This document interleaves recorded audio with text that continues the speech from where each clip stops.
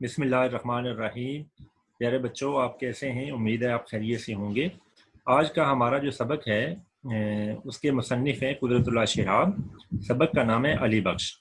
ये सबक भी पिछले सबक जो कि मौलवी अब्दुल हक साहब ने लिखा था उसका नाम है नामदेव माली खाका है। लेकिन इसमें और नामदेव माली में फ़र्क ये है कि ये जो सबक है ये दरअसल शहाब नामा में से लिया गया है, और शहाब नामा जो है वो एक खुद नविश्त सवाने उमरी है। ये इन दोनों में फ़र्क है। आइए हमें आगाज़ करते हैं। सबसे पहले तारुफ। कुदरतुल्लाह शहाब 1917 में पैदा हुए, 1986 में वफ़ात पाई। कुदरतुल्लाह शहाब गिलगित में पैदा हुए, इब्तदाई तालीम जम्मू में पाई। 1939 में गवर्नमेंट कॉलेज लाहौर से अंग्रेजी अदब में MA किया।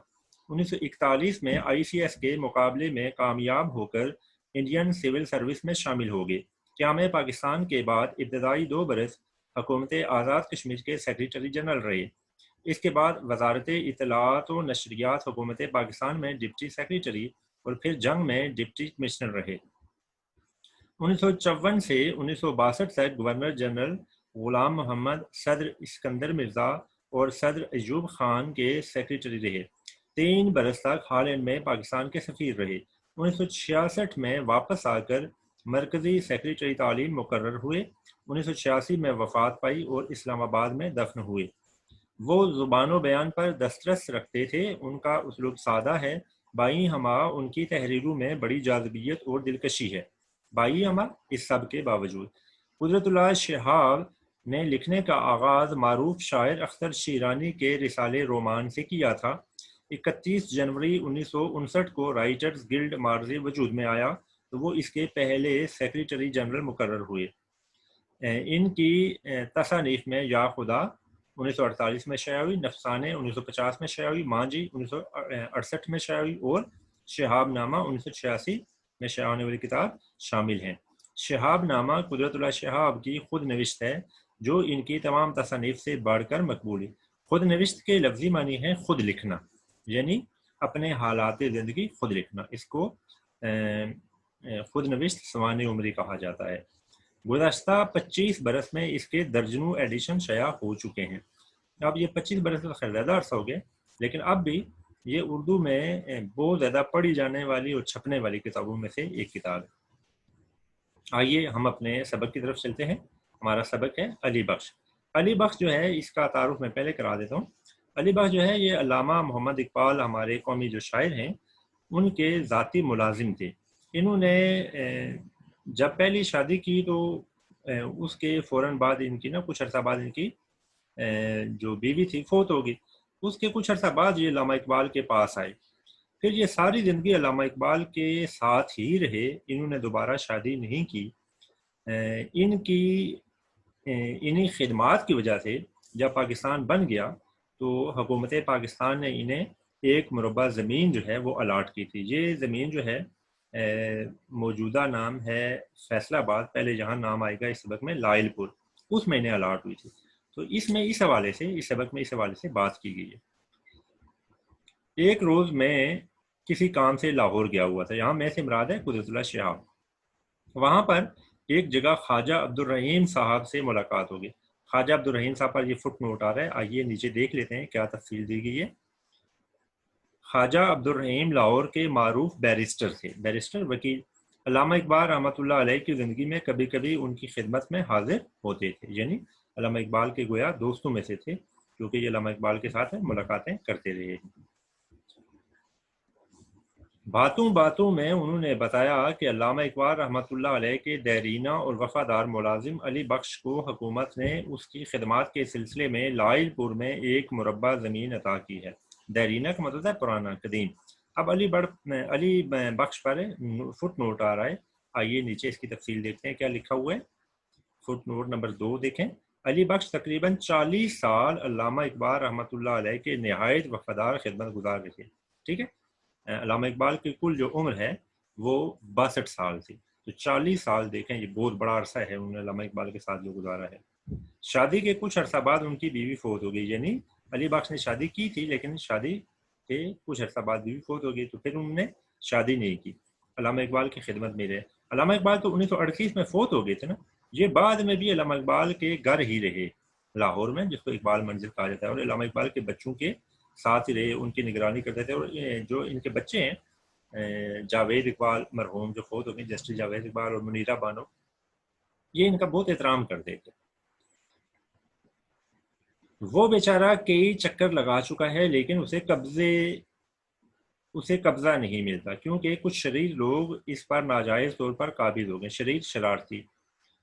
خواجہ صاحب نے فرمایا جھنگ لائل پور کے بالکل قریب ہے، کیا تم علی بخش کی کچھ مدد نہیں کر سکتے؟ میں نے فوراً جواب دیا میں آج ہی سے اسے اپنی موٹر کار میں جھنگ لے جاؤں گا اور کسی نہ کسی طرح اس کو زمین کا قبضہ دلوا کے چھوڑوں گا۔ خواجہ صاحب مجھے جاوید منزل لے گئے۔ جاوید منزل پر بھی فٹ نوٹ آ رہا ہے، آئیے اس کی تفصیل نیچے دیکھ لیتے ہیں کیا لکھا ہے۔ فٹ نوٹ نمبر 3، جاوید منزل لاہور میں علامہ اقبال روڈ پر واقع ہے۔ یہ علامہ اقبال رحمۃ اللہ علیہ کی قیام گاہ تھے، قیام کا رہنے کی جگہ، یعنی علامہ اقبال کا گھر ہے جو علامہ اقبال نے خود تعمیر کیا تھا، بنایا تھا، جسے اب اقبال میوزیم بنا دیا گیا ہے، اور یہ محکمہ آثار قدیمہ کی تحویل میں ہے۔ یہ محکمہ آثار قدیمہ حکومت پنجاب کا سرکاری ادارہ ہے۔ علامہ اقبال کے اس گھر کو قومی ایسٹس کا درجہ دیا گیا ہے نا، اقبال میوزیم بنا کے اس کی حفاظت حکومت نے خود اپنے ذمہ لے لی ہے۔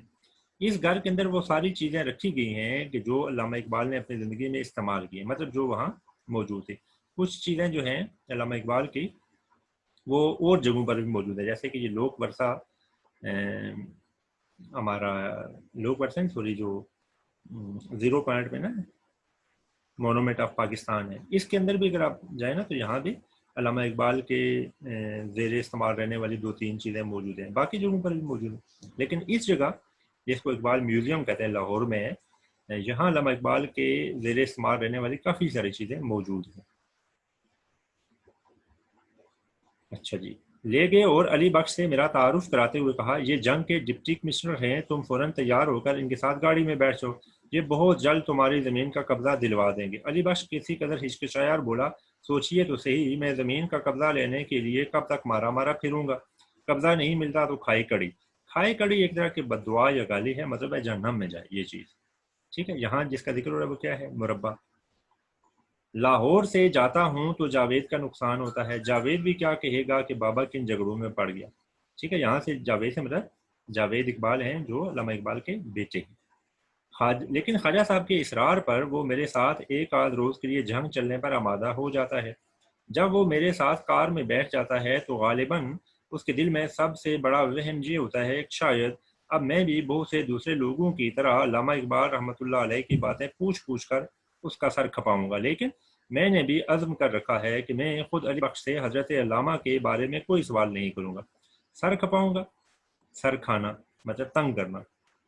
اگر واقعی ہی وہ علی بخش کی زندگی کا ایک جزو ہیں تو یہ جوہر خود بخود عشق اور مشق کی طرح ظاہر ہو جائے گا۔ جزو ہیں، حصہ ہیں، عشق محبت، مشق خوشبو، یعنی جس طرح مشہور ہے کہاوت ہے کہ عشق اور مشق چھپائے نہیں چھپتے، تو یہ کہہ رہے ہیں شہاب صاحب کہہ رہے ہیں کہ اگر واقعی یہ علامہ اقبال سے محبت کرتے ہیں اور اتنا عرصہ ان کے ساتھ رہے ہیں تو پھر خود بخود ان کی زبان پر علامہ اقبال کا ذکر آ جائے گا، میں ان سے کوئی بات نہیں پوچھوں۔ پھر دیکھیے گا آپ، ایسے ہی ہوتا ہے، آگے ہو کر رہے گا۔ میری توقع پوری ہوتی ہے اور تھوڑی سی پریشان کن خاموشی کے بعد علی بخش مجھے یوں گھورنے لگتا ہے کہ یہ عجیب شخص ہے جو ڈاکٹر صاحب کی کوئی بات نہیں کرتا۔ آخر اس سے رہا نہ گیا اور ایک سینما کے سامنے بھیڑ باڑ دیکھ کر وہ بڑبڑانے لگا۔ بھیڑ باڑ، رش، بڑبڑانا، منہ ہی منہ میں باتیں کرنا۔ مسجدوں کے سامنے تو کبھی ایسا رش نظر نہیں آتا، ڈاکٹر صاحب بھی یہی کہا کرتے تھے۔ یہاں ڈاکٹر صاحب سے مراد علامہ اقبال ہیں جنہوں نے پی ایچ ڈی کی ہوئی تھی، تو اسے نسبت سے انہیں ڈاکٹر صاحب کہا جاتا ہے۔ ایک دن ایک جگہ میں پان خریدنے کے لیے رکتا ہوں تو علی بخش بے ساختہ کہہ اٹھتا ہے ڈاکٹر صاحب کو پان پسند نہیں تھے۔ پھر شاید میری دلجوئی کے لیے وہ مسکرا کر کہتا ہے ہاں حقہ خوب پیتے تھے، اپنا اپنا شوق ہے، پان کا ہو یا حقے کا۔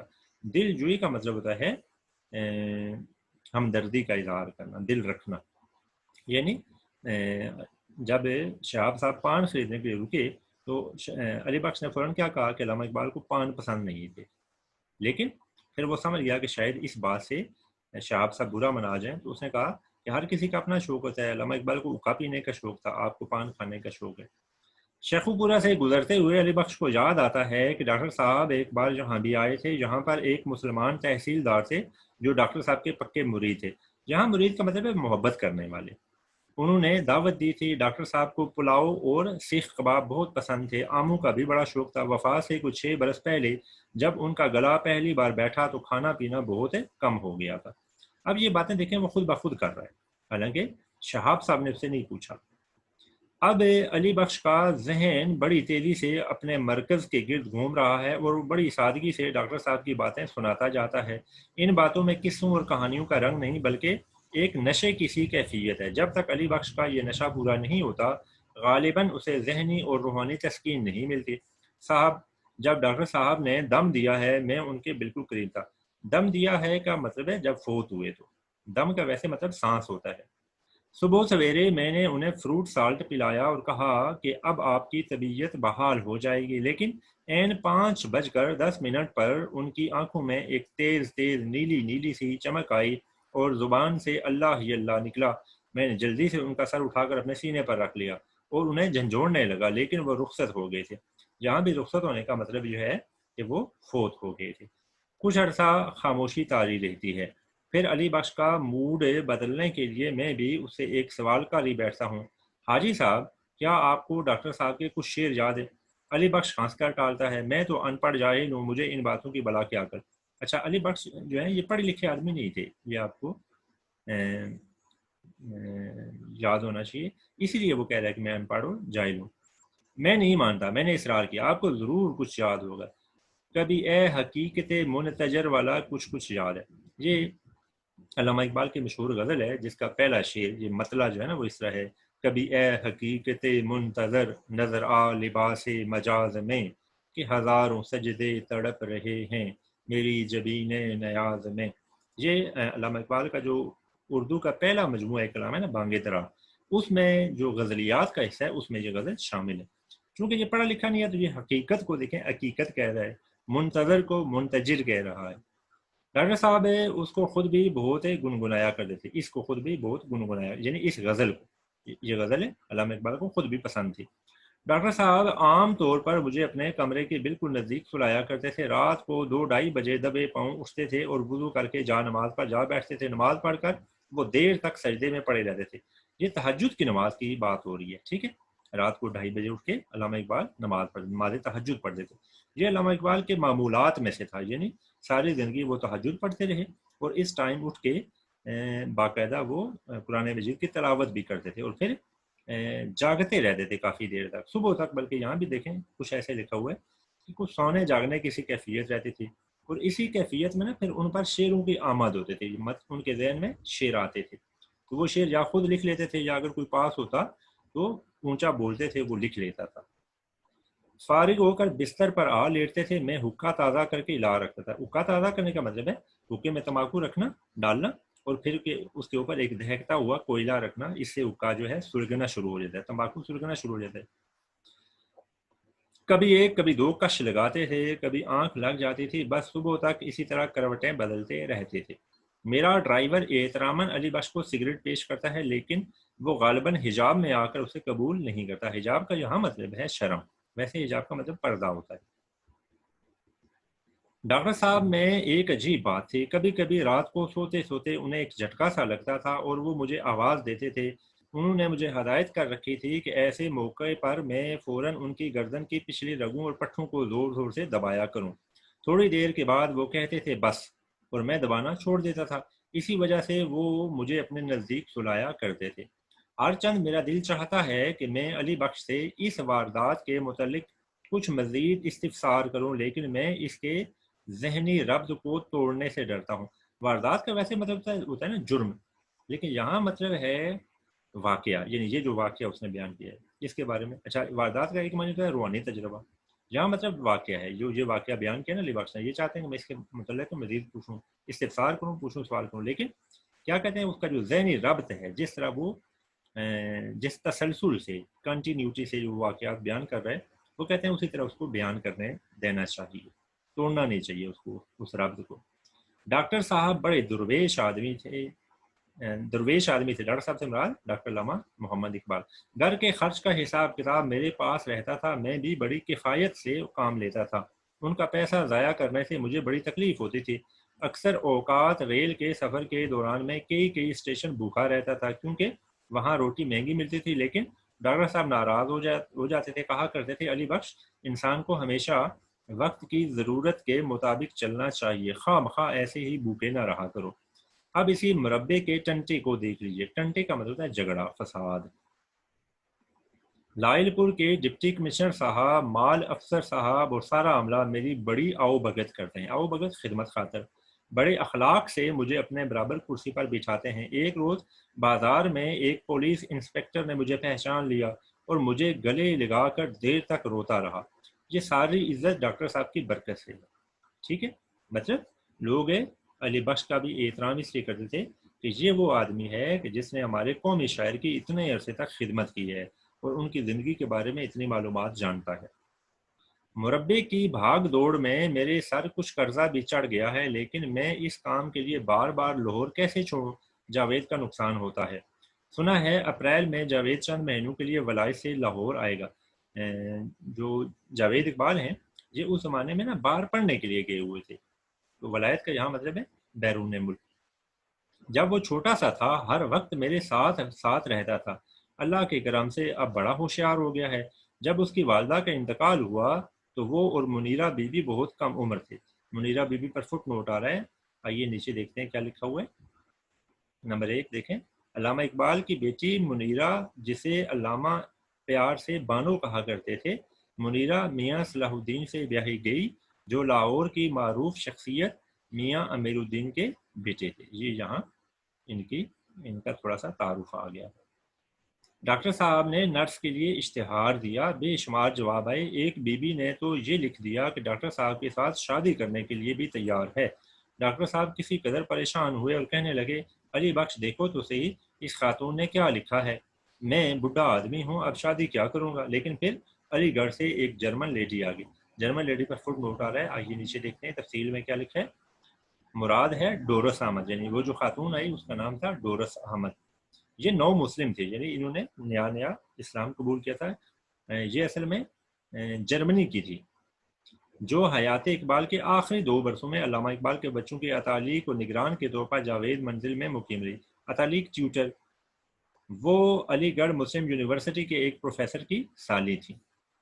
علی بخش کا تخیل بڑی تیز رفتاری سے ماضی کے دھندلکوں میں پرواز کر رہا تھا۔ دھندلکا ہوتا ہے جب کچھ دھند چھائی ہو تو اندھیرا اور روشنی جو آپس میں ملتی ہوتی ہے، اس کو دھندلکا کہتے ہیں۔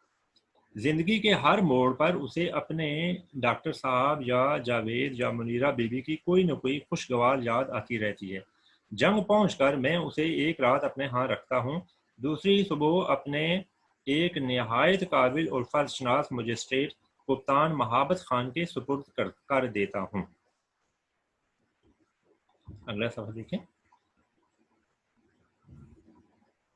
کپتان مہابت خان علی بخش کو ایک نہایت مقدس تابوت کی طرح عقیدت سے چھو کر اپنے سینے سے لگا لیتا ہے اور اعلان کرتا ہے کہ وہ علی بخش کو آج ہی اپنے ساتھ لائل پور لے جائے گا اور اس کی زمین کا قبضہ دلا کر ہی واپس لوٹے گا۔ حد ہو گئی، اگر ہم یہ معمولی سا کام بھی نہیں کر سکتے تو ہم پر لعنت ہے۔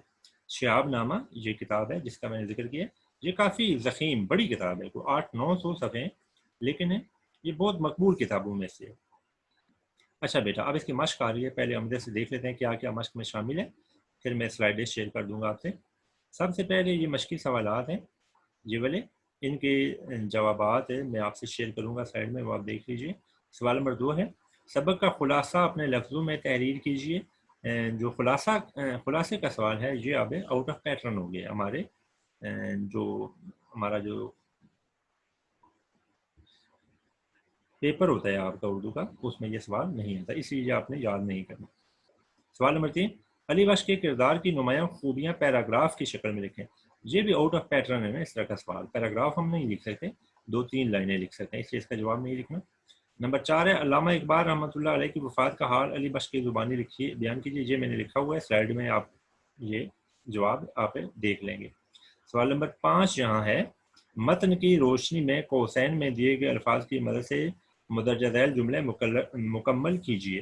یہ بیٹا آپ سبق پیچھے سے دوبارہ پڑھیں اور آپ کو یہ سارے جملے مل جائیں گے، یہ آپ ضرور یہاں پر کریں۔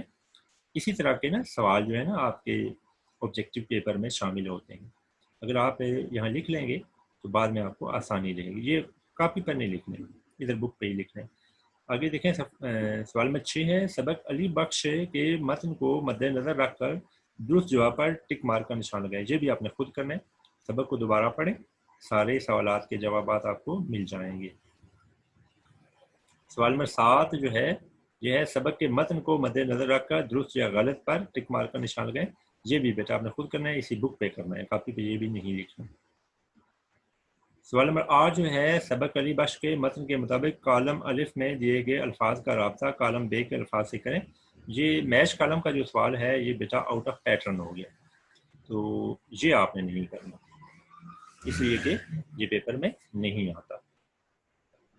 اس کے بعد ہے سوال نمبر 9 حوالہ متن اور سیاق و سباق کے ساتھ درج ذیل پیراگراف کی تشریح کیجیے. یہ بیٹا آخر میں جب یہ حصہ نثر ہمارا ختم ہو جائے گا، اب 4-5 سبق رہ گئے، تو میں آپ کو نا پیراگراف کی تشریح کا پورا طریقہ سمجھاؤں گا. وہاں پھر میں کچھ پیراگراف ہے نمونے کے طور پر میں آپ کے سامنے سلائیڈ میں شیئر کر دوں گا. ابھی میں یہ سوال نہیں کرا رہا، یہ سوال آتا ہے آپ کے پیپر میں، ٹھیک ہے. سوال نمبر 10 ہے درج ذیل الفاظ کے مترادف لکھیں. یہ جو سلائیڈ ہے اس میں یہ سوال شامل ہے. تو یہ یہاں مشق ہو گئی ہے. اب چونکہ یہ لیکچر جو ہے یہ پہلے ہی ہمارا جو وقت ہے اس کے مطابق یہ تقریباً پورا ہی ہو چکا ہے، تو اگر میں سلائیڈیں شیئر کروں تو یہ لیکچر لمبا ہو جائے گا، طویل ہو جائے گا. تو اس لیے باقی جو اس کی مشق کی سلائیڈز ہیں وہ انشاءاللہ اگلے لیکچر کے ساتھ میں آپ سے شیئر کروں گا. آج اسے لیکچر کو ہم ادھر ختم کرتے ہیں. یہ والا جو سوال ہے نا سرگرمیاں، یہ آپ کی دلچسپی کے لیے ہیں. مطلب آپ اگر یہ چیزیں خود کریں تو آپ کو اچھا لگے گا، آپ کی معلومات میں اضافہ ہوگا. ویسے ان میں سے کوئی سوال پیپر میں آنے والا نہیں ہوتا. تو بیٹا آج کا یہ جو لیکچر ہے ہم ادھر ختم کرتے ہیں. انشاءاللہ اگلے لیکچر میں آپ سے ملاقات ہوگی. اس لیکچر میں سب سے پہلے یہ جو سبق آج ہم نے پڑھا ہے اس کے مشقی سوالات کی سلائیڈز ہوں گے، پھر ہم اپنا جو نیا سبق ہے وہ شروع کریں گے. ٹھیک ہے، تب تک کے لیے خدا حافظ.